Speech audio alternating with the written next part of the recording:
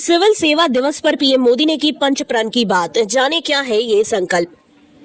प्रधानमंत्री नरेंद्र मोदी सिविल सेवा दिवस के मौके पर नई दिल्ली में सिविल सेवकों को संबोधित कर रहे हैं। इस दौरान उन्होंने अधिकारियों को कहा कि आप सभी को सिविल सेवा दिवस की बहुत बहुत शुभकामनाएं। इस साल का सिविल सेवा दिवस बहुत अधिक महत्वपूर्ण है। यह ऐसा समय है जब देश ने अपनी आजादी के 75 वर्ष पूरे किए हैं। उन्होंने कहा कि पंच प्रण का संकल्प भारत को उस ऊंचाई पर ले जाएगा जिसका वो हकदार है। उन्होंने कहा कि बीते वर्ष 15 अगस्त को मैंने लाल किले से देश के सामने पंच प्रणों का आह्वान किया था। इसमें विकसित भारत के निर्माण का विराट लक्ष्य हो, गुलामी की हर सोच से मुक्ति हो, भारत की विरासत पर गर्व की भावना हो, देश की एकता और एकजुटता को निरंतर सशक्त करना हो और अपने कर्तव्य को सर्वोपरि रखना हो। इन पंच प्रणों की प्रेरणा से जो ऊर्जा निकलेगी वो हमारे देश को वो ऊंचाई देगी जिसका वो हमेशा से हकदार रहा है।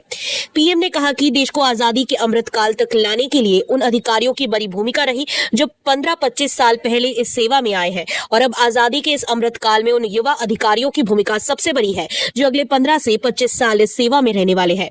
पीएम मोदी ने अधिकारियों से कहा कि आपको इस कालखंड में देश की सेवा करने का मौका मिल रहा है। आजादी के अमृत काल में देश के स्वाधीनता सेनानियों के सपनों को पूरा करने का दायित्व हम सभी पर है। हमारे पास समय कम है लेकिन सामर्थ्य भरपूर है। हमारे लक्ष्य कठिन है लेकिन हौसला कम नहीं है। हमें पहाड़ जैसी ऊंचाई भले ही चढ़नी है लेकिन इरादे आसमान से भी ज्यादा ऊंचे हैं। उन्होंने कहा कि पिछले 9 सालों में अगर भारत के विकास को नई गति मिली है तो ये भी आपकी भागीदारी के बिना संभव नहीं था। पिछले 9 सालों में भारत आज जहां पहुंचा है उसने हमारे देश को बहुत ऊंची छलांग के लिए तैयार कर दिया है। देश में ब्यूरोक्रेसी वही है, अधिकारी कर्मचारी वही है, लेकिन परिणाम बदल गए हैं। पिछले 9 सालों में भारत अगर विश्व पटल पर एक विशिष्ट भूमिका में आया है तो इसमें आपका सहयोग भी रहा है। प्रधानमंत्री ने कहा कि आज भारत डिजिटल पेमेंट के मामले में नंबर 1 है। भारत उन देशों में से एक है जहां मोबाइल डेटा सबसे सस्ता है। आज देश की ग्रामीण अर्थव्यवस्था बहुत बड़े परिवर्तन के दौर से गुजर रही है। 2014 के मुकाबले आज देश में 10 गुना ज्यादा तेजी से रेल लाइनों का विद्युतीकरण हो रहा है।